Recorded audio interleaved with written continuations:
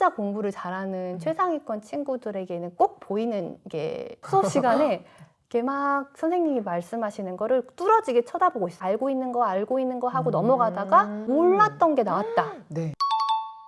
거예요. 네. 근데 이걸 초등학생들이 하고 있어요. 유독 이때 학습이 되게 어려웠어요라고 한 학년이 있다고요. 1등이 5학년, 2등이 4학년. 네. 그래서 이제 4학년과 5학년에 이제 고비가 오죠. 학습 구멍 없이 좀 꾸준하게 잘 따라갈 수 있도록 해주셔야 되는데. 안녕하세요. 아나운서 엄마의 육아연구소 이지민 아나운서입니다. 현직 초등학교 교사이자 EBS 공채 강사로 이서윤의 초등생활 처방전 유튜브 채널을 운영하고 계십니다. 선생님 안녕하세요. 네, 안녕하세요. 네. 현직 초등학교 선생님이 오셨으니까 아이들의 초등학교 생활에 관한 것도 좀 여쭤보고 싶어요.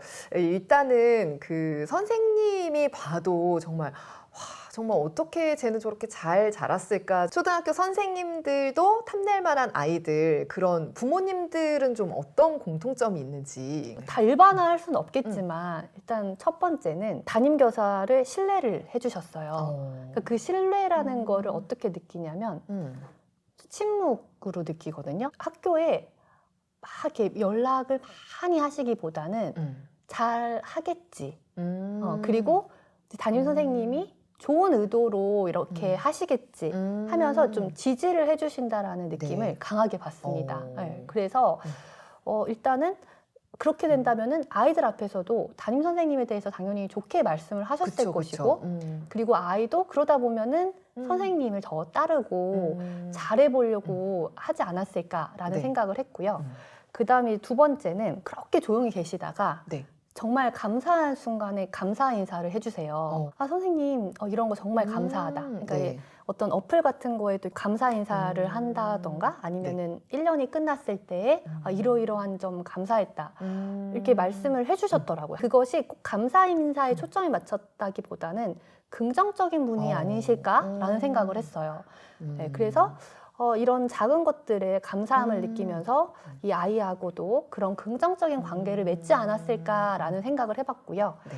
그 다음에 이제 세 번째는 아이하고의 건강한 관계 역시 네. 형성을 하고 있었는데 부모님에 대해서 너무 자연스럽게 불만도 말하고 아, 우리 엄마 이랬어요. 아마 학원 많이 다녀요. 처음에는 막 너무 학원 많이 다닌다 그러고 막 엄마 막 이런다 그러고 그래서 아, 진짜 그러나? 이렇게 하고 봤더니 아니에요. 이 아이가 너무 건강하게 잘 생활을 하고 있거든요. 그래서 아, 오히려 이렇게 나의 부모님에 대해서 편하게 말을 할 수 있는 관계가 건강한 관계였구나라는 생각이 들었어요. 네. 그래서 이 건강한 관계를 맺고 있었다. 네. 기본적으로 학교나 담임 선생님에 대해서 신뢰하고 좀 긍정적인 마음으로 바라보고 아이와도 그런 관계를 맺어서 아이도 그 관계에서 좀 편안함을 느끼는 그런 상태인 거네요. 네.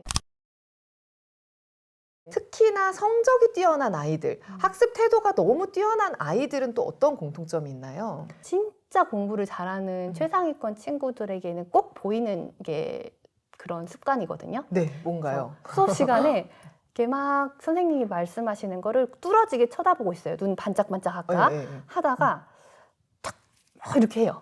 선생님 말하는 거 알고 있는 거 하고 넘어가다가 몰랐던 게 나왔다. 네. 그럼 그거를 얼른 메모를 하는 거예요. 네. 근데 이걸 초등학생들이 하고 있어요. 저학년들도 하는 친구들이 있고.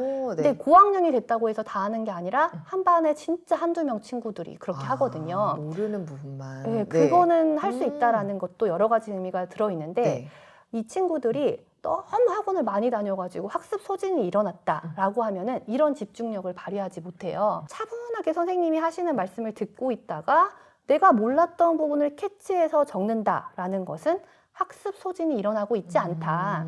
그 다음에 내가 아는 것과 모르는 것을 구분할 수 있는 이 메타 인지 능력도 있고 그리고 경청하는 힘도 있다라는 것이 다 들어있는 거죠. 세 번째는요.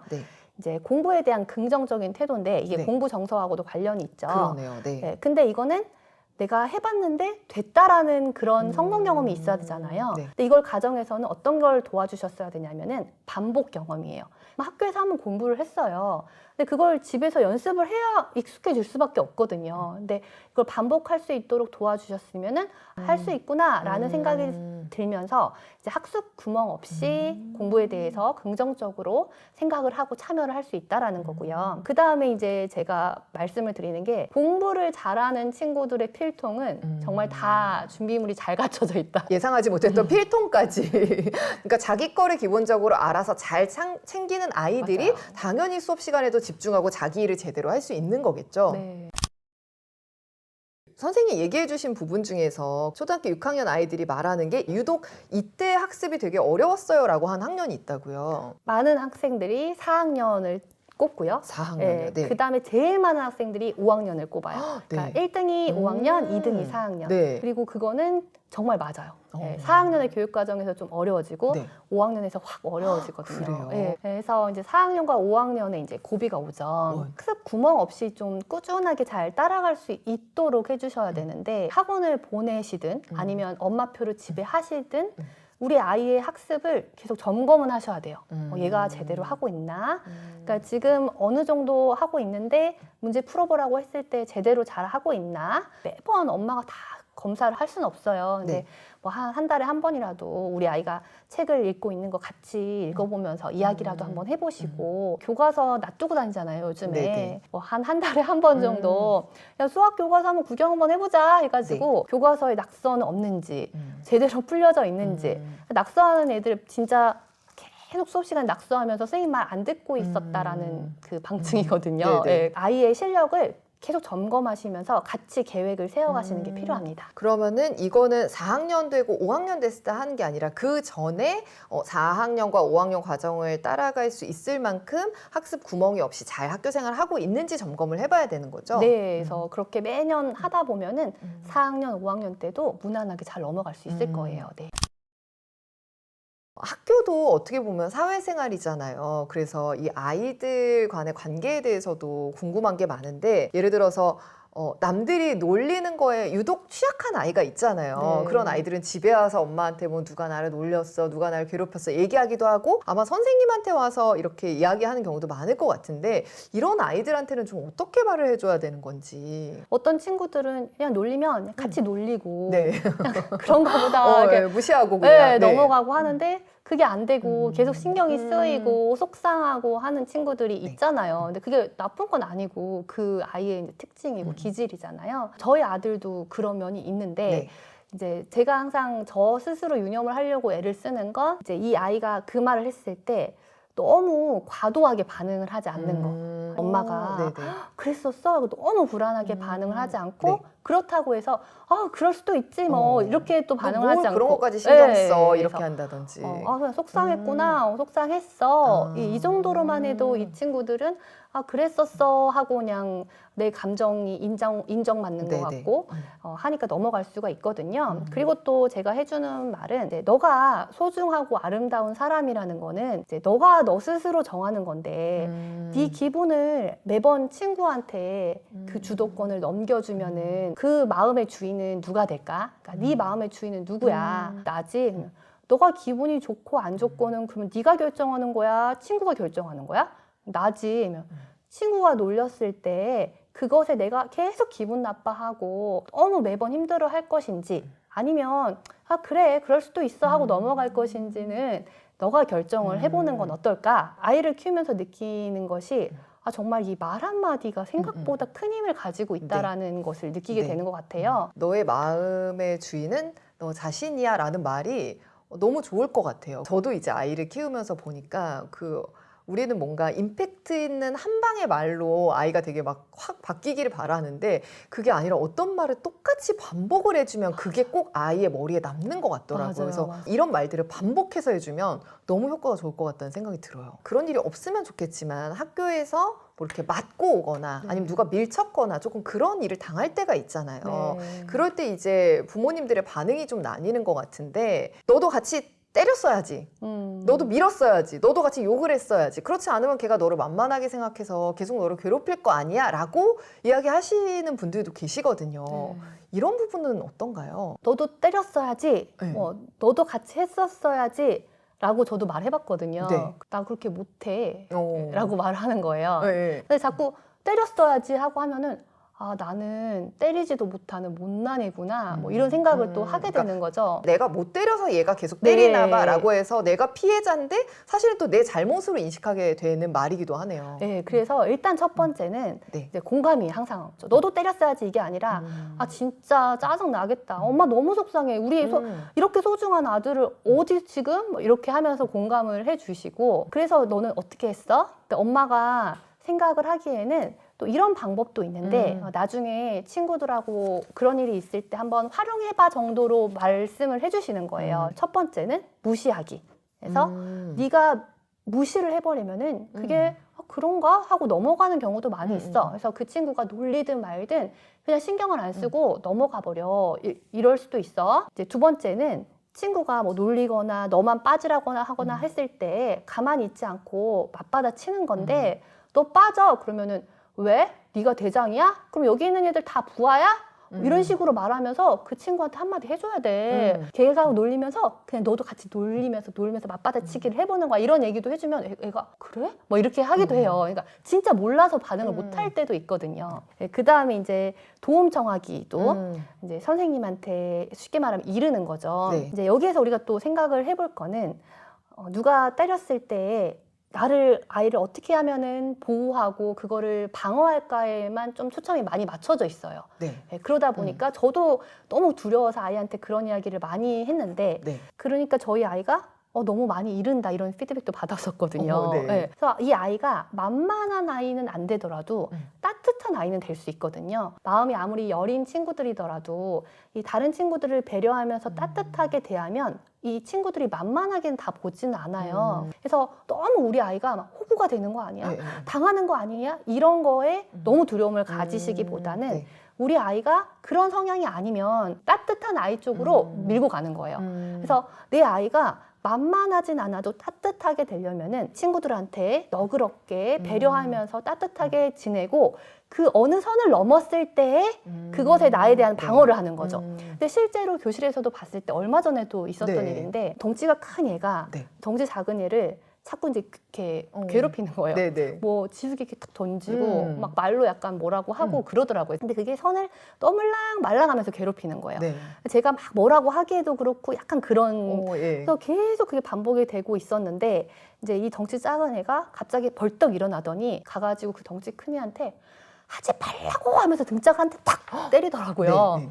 그런데 이 덩치 큰 애가 갑자기 겁을 먹은 표정을 탁 짓더라고요. 네. 근데 제가 이제 그 모습을 보면서 뭐라고 할 수가 없더라고요. 왜냐면은 얘가 계속 지속적으로 이렇게 했기 때문에. 그거를 이제 학교 폭력이라고 하기에도 애매한 그 괴롭힘을 계속 하니까 이제 얘가 그만하라고 확 팍 하니까 얘가 그 순간 모든 게임이 종결. 이 덩치 큰 아이가 덩치 작은 아이를 그 뒤로 건드리질 않더라고요. 그러니까 이런 것들도 필요할 수는 있거든요. 그래서 아까 그런 자기 방어에 대한 부분도 이야기는 해주시고 네가 참고 한번 견뎌보고 도움도 청해보고 하는데 어느 순간을 넘어섰다라고 판단이 되면은 네. 나를 방어할 수도 있어야 돼. 그런데 그렇다고 해서 친구들을 배려하지 않은 것을 하지 않는 것은 아니야. 학교에서 친구들과 이런 트러블이나 아니면 누구 때문에 힘들어 한다던가 아이가 이런 것들이 있을 때 담임 선생님께는 언제 말하는 게 좋을까? 이 정도 일을 가지고 말해도 될까? 이런 게 고민이 되는 지점이거든요. 그러니까 제가 학부모님들한테 전화를 받았을 때 이런 말도 꽤 많이 듣는데 알고 계셨어요? 네, 이 말이에요. 예. 근데 그 말이 알고 있었냐? 그러니까 너가 지금 교실에서 성실하게 교사로서 예. 제대로 보고 있느냐를 좀 점검을 하시는 것 같다. 알고 있었는데도 해결이 안 되는 것도 문제고 모르고 있었다라고 하면 그것도 문제예요. 정말 무서운 질문이네요. 네. 그래서 사실 알고 계셨어요?로 말을 시작을 할 필요가 있었을까라는 생각은 합니다. 꼭 그렇게 시작을 하지 않고라도 선생님께 충분히 좋게 말씀을 드리면은 언제 이거 사소한 거 가지고 이렇게 고민을 안 하시고도 편안하게 말씀을 하실 수가 있거든요. 이거 가지고 선생님한테 말해도 될까? 이런 생각을 하시지 않고 아이가 집에서 이런 말을 했는데 너무 걱정이 되고 불안한 마음이 생겨가지고 연락을 드렸어요 라고 말씀을 드리면 선생님은 충분히 설명을 해주실 거예요. 그러면 생각보다 내가 걱정했던 것보다 별게 아니라는 걸 알게 될 수도 있고요. 아니면 선생님께서 인지하지 못하셨는데 알게 되실 수도 있어요. 네. 그렇게 서로 이제 파트너로서 이야기를 하는 거니까 좋게만 같이 이야기를 하면 저는 충분히 좋다라고 생각을 하고요. 저도 저희 아이 일로 담임 선생님께 연락을 드리곤 하는데 선생님 뭐 이런 것 때문에 혹시 잠깐 상담해도 될까요? 이런 식으로 편하게 질문하거든요. 그래서 편안하게. 네, 다만 조금 이제 나의 마음을 설명을 하면서 좋게 이야기를 해보시는 게 어떨까라는 생각이 듭니다. 이제 육아연구소 마지막 공식 질문인데요. 네. 인생을 살아오시면서 이제는 정말 끝이라고 생각했지만 그게 또 다른 시작으로 이어진 경험이 있으신가요? 네, 질문을 받고 와 이런 질문이 네. 그러니까 제가 이게 막 책 쓰고 여러 가지 활동들을 하잖아요. 네. 그러면은 이제 강의를 갔을 때 선생님 어쩌다가 이렇게 많은 걸 하게 됐어요라는 네, 그런 네, 네. 계기들을 물어보시는 질문들을 하세요. 많은 분들이 되게 참교사여가지고 막 교사를 열심히 하다가 이렇게 했다라고 생각을 하시거든요. 그래서 저는요 교사 그만두려고 시작했어요라고 말씀을 드려요. 네, 네. 뭐 먹고 살까 고민하다가 저 인쇄로 먹고 살려고 책 쓰기 시작을 했어요. 네. 근데 인쇄가 돈이 진짜 안 되더라고요. 그래서 네. 학교 밖은 위험하구나 생각하고 학교 안에서 열심히 해야 되겠다고 마음을 먹고 열심히 하다 보니까 생각보다 재밌어졌어요 라고 말씀을 드렸어요. 학교를 그만둘 수도 있다라는 생각을 이제 한번 했으니까 항상 그 생각은 갖고 있어요. 죽음처럼 갖고 있는데 혹시라도 내가 그만둔다라는 생각을 내가 다시 하게 된다면 그때는 후회하고 싶지 않다라는 생각에 이게 학교 안에서 할 수 있는 거, 내가 교사로서 할 수 있는 것은 다 해보자라는 생각으로 하고 있습니다라고 말씀을 드려요. 엄청난 참교사라기보다는 이제 저의 직업에서 제가 최선을 다할 수 있는 것들을 해보면서 살고 있습니다.